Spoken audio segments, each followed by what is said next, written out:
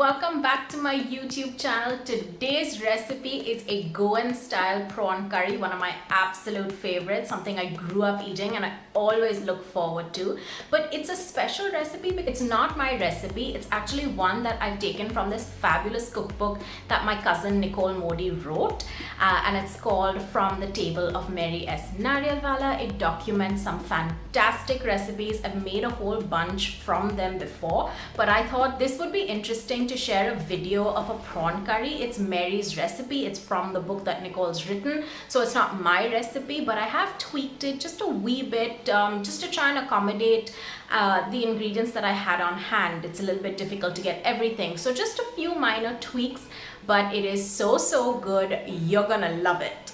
Now, when it comes to prawn curry recipes, there is no standard recipe. It's not a one size fits all. Different regions and different houses make it very differently. They tweak things, they add and subtract things. So this is one of the recipes. It's very close to what I grew up eating, so that's why I love it a lot. And I think you'll enjoy it as well.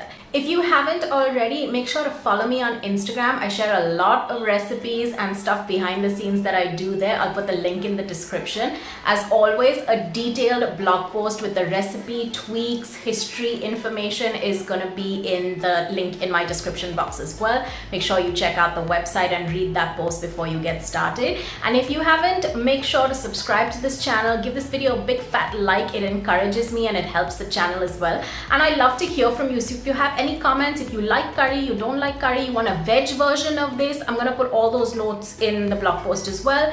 But just leave me a comment. I want to hear from you.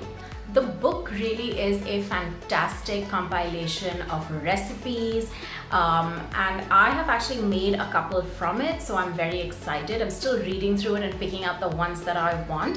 If you'd like to get your hands on a copy of this book, I'm going to leave a link in the description below. You can order yourself a copy. I'm also going to leave a link to Nicole's Instagram handles. You can get in touch with her and ask her any questions that you might have. Side tip, she also does some fabulous baking and she's retailing some of her stuff. Unfortunately, it's only in Mumbai, but you can get in touch with her to order if you'd like any. So without further ado, let's dive into the recipe. For the curry paste, you're going to need some dried red chilies. I've used Betki, which I did soak before grinding them, some normal red chilies, garlic, a knob of ginger, cumin seeds, coriander seeds, and some peppercorn. You'll need some coconut milk. I've used a pack, but you could use fresh if you like. Some salt to season the curry. I've used tamarind water. It's actually tamarind that I've soaked in water and just used the water. Some slit green chili and some sliced onions. I've also marinated my prawns with turmeric powder and chili powder. The original recipe does not marinate them, but I like to add this. You'll add all the chilies and garlic and ginger and everything you need for the curry paste into a grinder and add in a cup of water. I've used the water that I soaked the chilies in, and then you're going to grind this down to a fine paste. This will take some time. It'll take about 2-3 minutes. This was the first paste that I made, which is still too thick, so I added more water to this and then ground it again, and then I was left with this nice thin watery masala mixture, and this is the consistency that you actually want. Now I've taken that same mixture and I have strained it. I've passed it through a sieve, and then I just make sure that all the residual bits get sort of strained through, and everything that passes through the strainer into your pot is going to form the base of your curry. So you'll keep doing this, and then everything that's left in the sieve you're going to pop back into your mixer jar, add some more water to it, grind it back again, and then repeat this step and strain it. You might need to do this 2 or 3 times, but this is the real effort that gives you a fantastic Goan curry, and you're left with that beautiful silky orangey gravy. Now that you've got the base for your curry, you add in your slit chilies and onions, and you will season it with a little bit of salt because there's no salt in the curry at this stage. Just keep cooking it for about, say, 3 to 4 minutes because this curry is completely raw and it needs to cook, and so do the chilies and onions.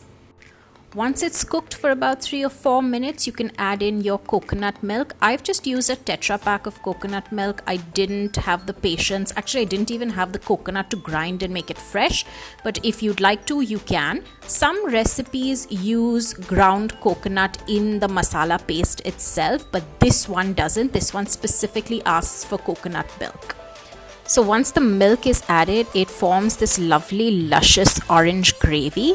But to this, before the prawns, we need to add in that tamarind water. You can use tamarind paste if you like, as I've mentioned in the recipe. I prefer tamarind water because I think it gives a more subtle tang to it. But do be careful because it will change the color of your curry just a slight bit. So you won't be left with that fiery orange curry. But that's okay. Now to this, you'll add in your prawns and you will cook them for, if they're fresh prawns, you will cook them for about 6 minutes. If they're frozen prawns, you'll cook them for maybe 7, maybe 8 minutes.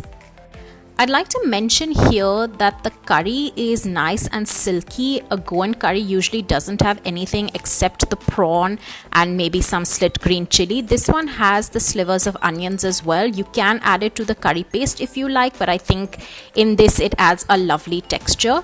And this is pretty much it. Your Goan curry is done.